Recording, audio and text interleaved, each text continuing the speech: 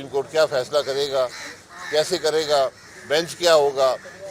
आज हालत ये है कि आप सड़क पे चले जाएं, किसी आदमी से पूछें, वो आपको जजेस के नाम भी बताएगा और ये भी बताएगा कि इस बेंच से फैसला क्या आएगा।